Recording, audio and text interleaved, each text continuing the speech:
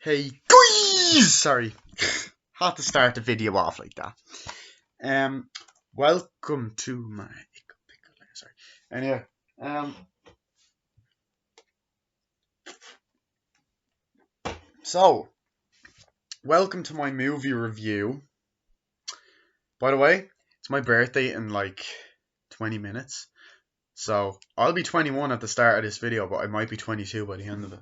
Anyway, so welcome to my movie review on a fucking classic movie, The Blues Brothers.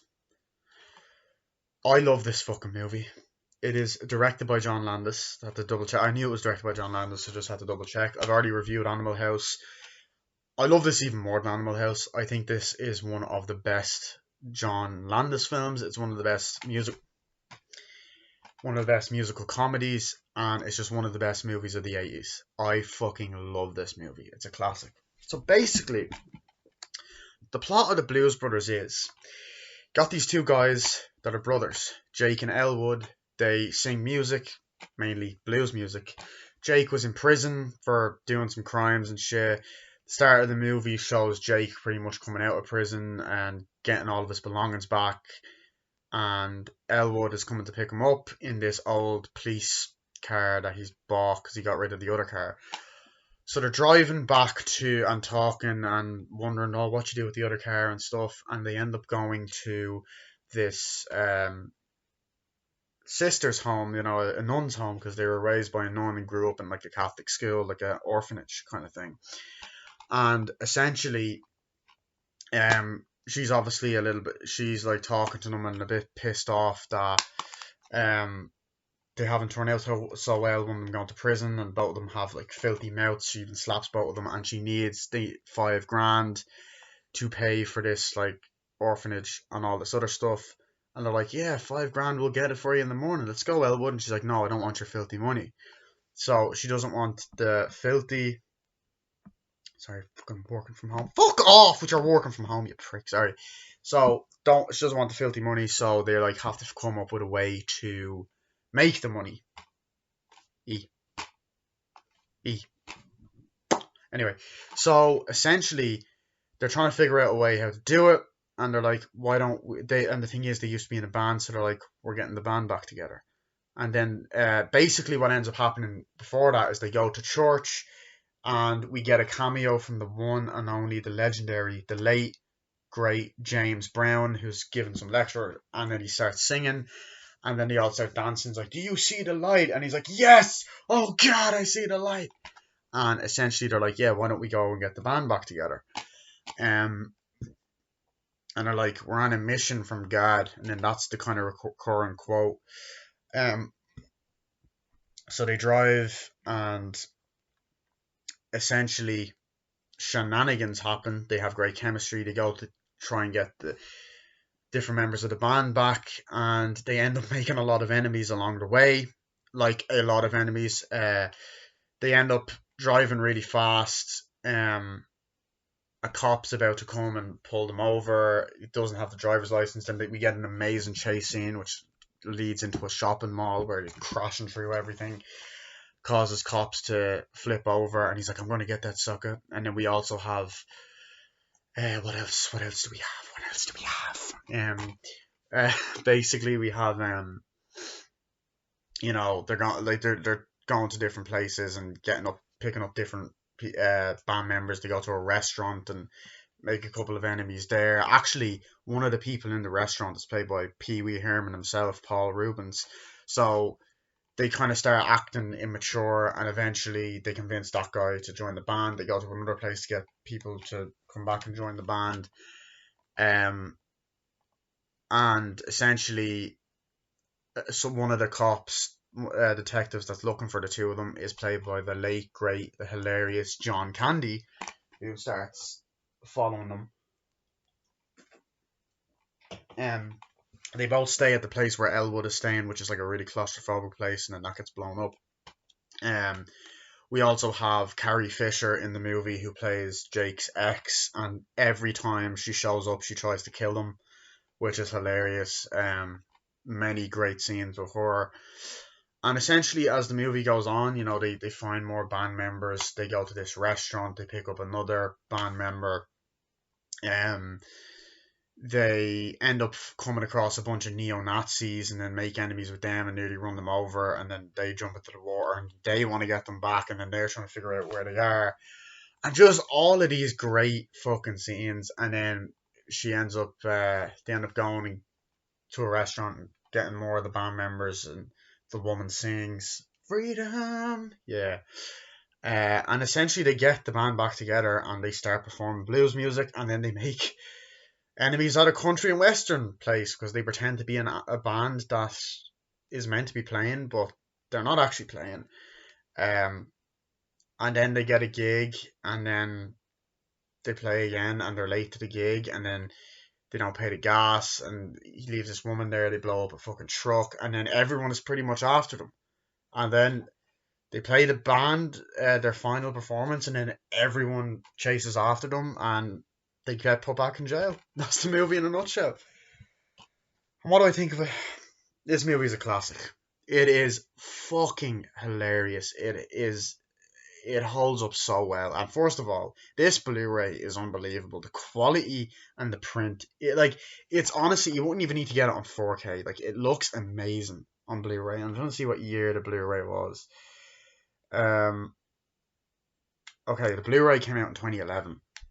I got this in 2015 though, for my birthday in 2015, coincidentally. But this is a classic. John Belushi is brilliant in it. I said this in my Animal House review, I think, that he's hilarious. Rest in peace. Dan Aykroyd is brilliant in this. They have amazing chemistry together. And this was actually before Ghostbusters as well. So, yeah. Where do I even fucking start? The soundtrack, first of all, is amazing. The musical numbers in this are fucking unbelievable. Like, there's that amazing scene where Ray Charles plays himself. Like, let's go in here, let's go to this store, and they walk in the store and like, hey Ray, how you look? Oh, Jake Gilwood, it's great to see you. He's like, oh, you're gonna buy this? Like, oh, that guitar's at a high price and all that. And then there's this kid who's there, like, trying to, because Ray Charles is famous for being blind, he's trying to steal something, and then Ray just pulls a gun out and shoots him. He's like, God damn it, boy, get out of here. It's like, yeah, so what is it, Ray? And then they're testing things out, and then you get the most amazing fucking musical number, cover song, Shake Your Tail Feather. So it's like, well, I'm hooded, and it's a great musical number, and everyone's dancing, and they're like, twist it, shake it, shake it, shake it, shake it, baby. Come on, let me see you shake your tail feather. Come on, let me see you shake your tail feather. And it's just this, everyone's dancing, and everyone's dancing outside, and it's just an amazing musical number that there's a lot of thought put into. And another part I love is they're going through the town and they're driving through, like, yeah, we gotta see where we're going and all, we gotta see if we can find this guy. So they go in to this sort of like diner and like, what do you want, sugar? I want this, that, and the other. And then the woman's like, what kind of an order is that? And then she's like, hey, so these two guys want this order. And he's like, Jake. And he's like, yeah, Elwood. And she's like, you know these people? He's like, yeah. So then she goes out and he's talking like, oh guys, like, come on, we wanna, he's like, yeah, we're gonna get the band back together. And he's like, oh, I don't think, I can't. He's like, oh, I'd love to. And she's like, no, you better think about me and all that stuff. Like, you better respect me and all this stuff. You know, you have a diner to run, you can't just leave me here. And she's like, no, woman, I want to play the band. And he's like, you better think about your responsibilities. And he's like, shut up, woman. And then you get the music on, like, you better think about what you're trying to do to me. You better think, man, let yourself be free. And the way they dance and, like, around, and she's like, freedom, freedom, freedom, and like, you have the guy playing the fucking saxophone, yeah, and like everyone's dancing, and like the Jake and Elwood start dancing as well, and all of that great stuff. And then eventually he leaves to go with them, and then she's like, well, come on, you want to go with them, obviously. But it's a great scene, great music, and it's just unbelievable. It's unbelievable. And then like as I said, the comedy in this movie is just fucking genius. I love the part where like, oh, we gotta go visit the sister. Man, I don't want to visit her. I just got out of jail. And then when they're driving and the bridge is going up, oh, okay, let's do this, and then they drive and they fucking drive over the bridge and hits, and they drive, that was just an excellent fucking scene, excellent stunt work, and they go in, and then,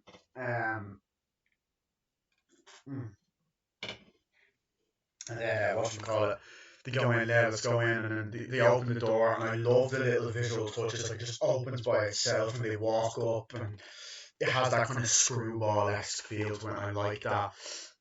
And they walk in, she's like, come on in, boys, sit down. It's like, hey, you're looking great. And then she's just there like, you owe me a lot of money, all this kind of stuff, and it's just hilarious. Like, what are you, how much money? Like, $5,000? $5,000? No problem. We'll get that for you in the morning. Let's go. It's like, no, I don't want your blood money. And then, obviously, there's the part that's like, yeah, well, that's a great G, and he says, shit. It's like, I just like, watch him out, oh shit, fuck, shit.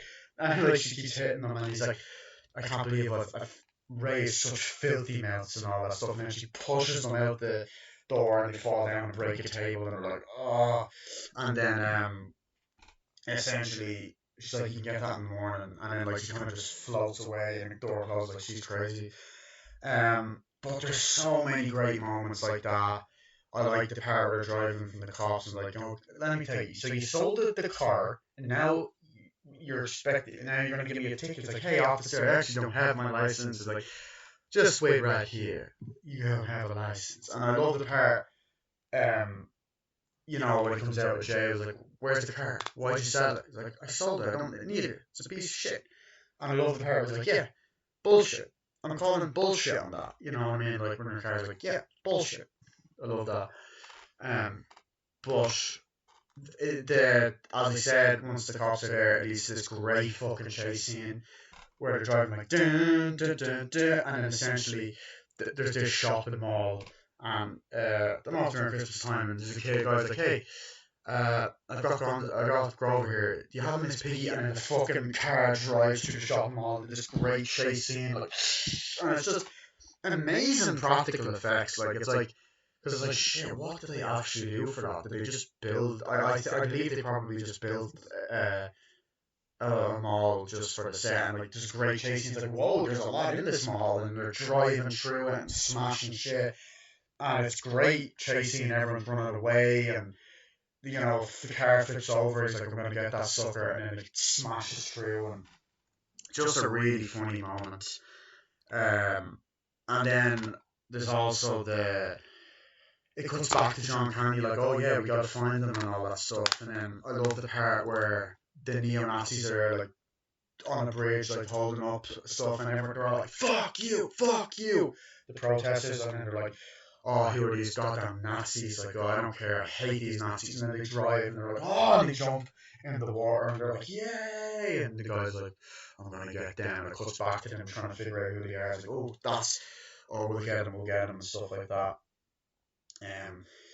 But it has that kind of same dark humor that Animal House had. I really like John Landis's movies, even though as a person he's a piece of shit because of obviously the Twilight Zone movie incident. But that's for a different video, different review, I guess. And I mean, you also have right after the scene where they're in the known place, they meet their friends, like, hey, Jake, Elwood, boys, like, oh my god, it's like great to see you again. And they're sitting down like, shit, like, guys, you gotta get your life in order. And he's talking to this guy who is also part of the band. He's like, we're gonna get the band back together. Yeah, we're on a mission from God. And then every single time they meet someone, he's like, we're on a mission from God. Great line, by the way. And then, what else do we have? We got the great moment where he's like, hey, this is my brother, Jake. He's going to be staying with us. Like, yeah, cool. Go on in. So then Jake now was seated in his place, and he's like, it's like a really cramped room. And he's like, how often does the train go by? He's like, oh, it goes by so often you wouldn't even notice. And it's like, by the way, it looks like the most comfortable fucking room. He's like, yeah. so I'm gonna get beers, like, I'm gonna get changed and stuff, and then he's like, hey, you fell asleep in my spot. He's like, God damn it, and then they wake up the next day. Oh, it's just a great moment, it's a great movie. And just great memorable characters. Like each character is memorable. I like the guy that's at the home with them. I thought the cameos of actual musicians were done really well. Like the whole scene where James Brown is in the church, like, we all gotta do it. And it's like, come on. And then they're all singing. And I was like, yeah, come on. It's like, come on, boy. Oh, yeah, on this moment. And it's a great musical number and dance. It's like, do you see the light? And then as Jake is leaving, he's like, come on, let's go. And he's like, I see the light. Oh, God, I see the light. And the light is blue. And it's just an amazing sequence. And as I said, I love this part with Ray Charles. And that's the part with James Brown there. And as you know, James Brown also sings Drive That Funky Soul, which is in Spider-Man 3. It's fun. And it actually, in a way, is kind of an action movie as well, in a lot of weird ways, with the amount of explosions. Like, you won't think a comedy like this, but they have great practical explosions. And I love when John Candy goes to the place like, oh, has my friend visited yet? He's like, nah, he hasn't, stuff like that. And then obviously every single moment that Carrie Fisher's in is great, and she doesn't even say much dialogue till like later on in the movie. This was after Star Wars anyway. So there's this amazing moment where she's all like, she's looking through the phone book and trying to figure out what's happening and like, oh, where is he and stuff. And then the first scene,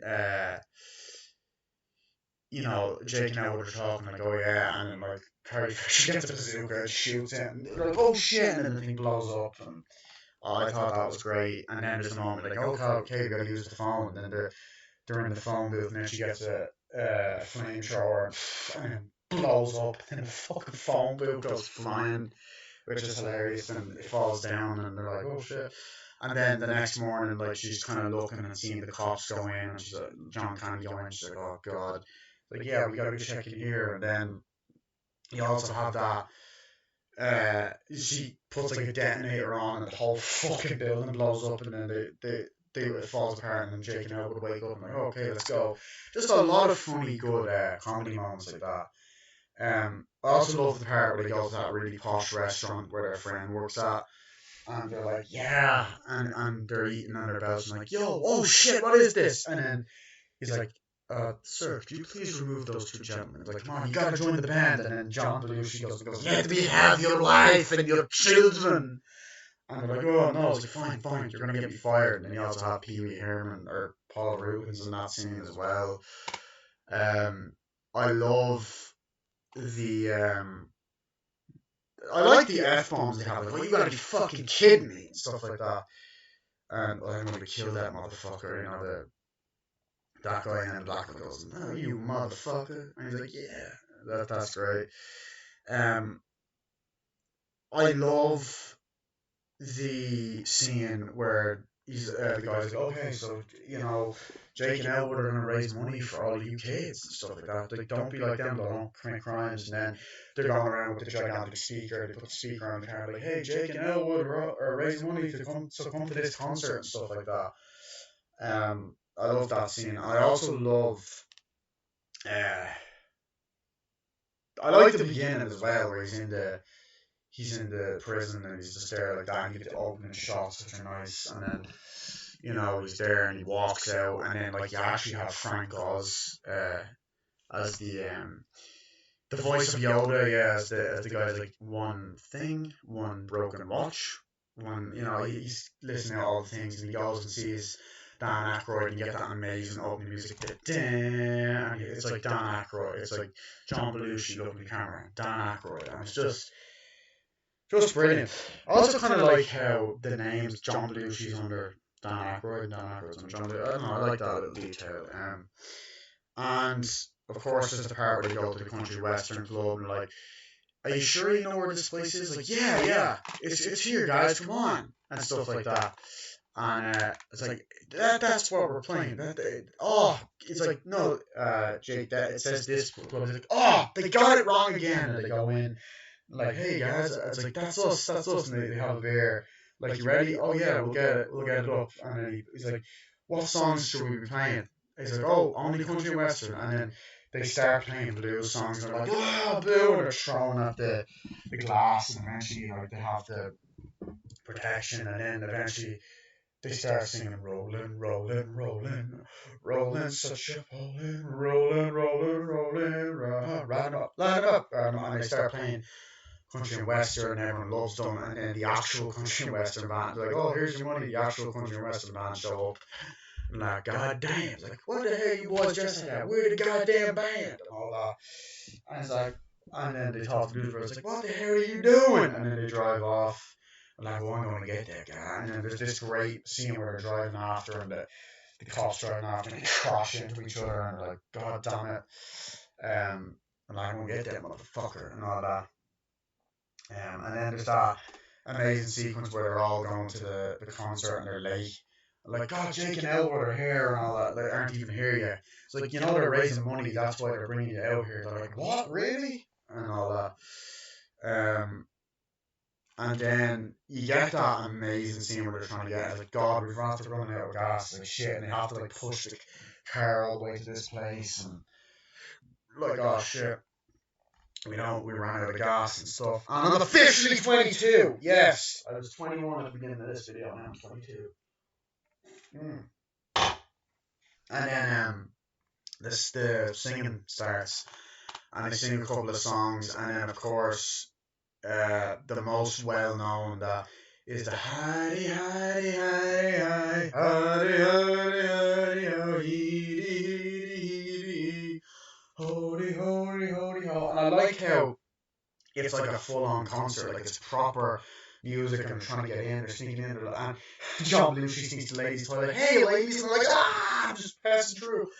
And then like John Candy's are like, let's stay here, and then the guys like, oh, there they are, the country western guys there. And then like, I love when John Belushi goes, here, and they put glue on the fucking, he sprays glue on the fucking vans, like he's not gonna be able to move, and does all this weird shit, like punctures people's tires and stuff. It's just really funny. I love when they stop at the gas station to get it filled up, and it's like, we're out of gas. Yeah, no, we're out of gas. And he's like, what? Yeah, the gas truck's coming. Like, he's like, we're out of gas. Yeah, no, we're out of gas. And he's like, basically, the guy that owns the gas station says we're out of gas. And he's like, yeah, I know. He's like, no, we're out of gas. Like, gas truck's coming out. And then like John Belushi, or is it Dan Aykroyd, they're flirting with this English girl. He's like, yeah, that'll be 11:50, and they pretend to work there. It's like, you should go on a date. He's like, oh no, sorry, I already have a date. If that doesn't work out, you should come to this concert. And then they go, lights a cigarette, they drive off, the fucking thing blows up, and then like she's left there later on.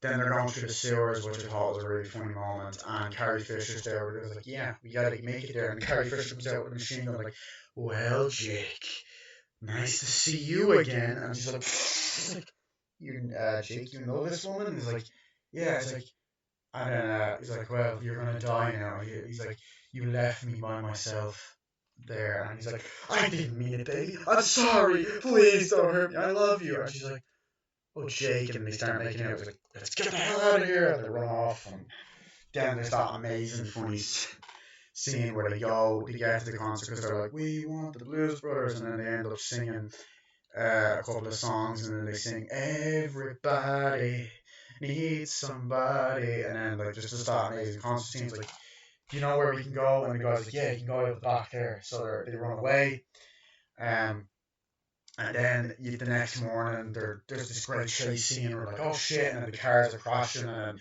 one of the cars flies into the truck, and then John Cannon's like, hey, we're in the truck. And you get this amazing chase scene in New York. The Nazis come after them. There's like this amazing scene where the Nazis are driving, and great chase scene, and eventually the car goes up in the air, and then they fall, and they're like, oh shit, and it blows up, and they die. And then like the army's after them, a bunch of cops are after them, like, hey, where can we go in here? Like, yeah, sure, just go in there. And then they're running, and there's cops there, and then they're like, hey, did you see these two guys in suits? Like, yeah, they just ran in here, and they're running away, and this guy's trying to help them out, and it's just this amazing finale where everyone is after them, and everyone they pissed off throughout the movie is after them, and cops, the army, everybody, and then eventually everyone just pulls the guns and like, shh. Then eventually they're put in prison, and then they're performing in the prisons, and everyone is dancing, and then you get the like little shot of everyone at the end of the movie singing, and